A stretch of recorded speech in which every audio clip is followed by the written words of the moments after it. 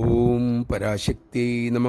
ഒരു വിദേശ ഭക്ത 6 വയസ്സുകാരനായ ഒരു ബാലൻ്റെ കയ്യിൽ ചോക്ലേറ്റ് ബാഗ് കൊടുത്തിട്ട് പറഞ്ഞു, മോനെ, എനിക്കിത് അമ്മയ്ക്ക് കൊടുക്കാൻ പറ്റിയില്ല.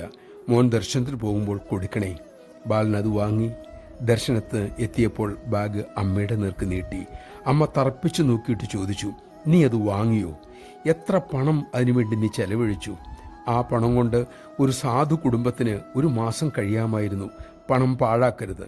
അത് കേട്ട് ബാലൻ അന്ധാളിച്ചുപോയി. അവനൊന്നും പറയാൻ കഴിഞ്ഞില്ല. 6 വർഷം കഴിഞ്ഞു. ബാലൻ നിർബന്ധിച്ച് പഠിക്കാനെന്നും പറഞ്ഞ് അച്ഛനെ കൊണ്ട് ലാപ്ടോപ്പ് വാങ്ങിച്ചു. അനുഗ്രഹം വാങ്ങാനായി അവൻ ലാപ്ടോപ്പും കൊണ്ട് അമ്മയുടെ സന്നിധിയിലെത്തി. അമ്മ ഉടൻ ചോദിച്ചു, നിന്നോട് ഞാൻ എന്നേ പറഞ്ഞതാ പണം പാഴാക്കരുതെന്ന്? നിനക്കെന്തിനാ മോനെ ഈ ലാപ്ടോപ്പ്? പഠിക്കാനോ കളിക്കാനോ?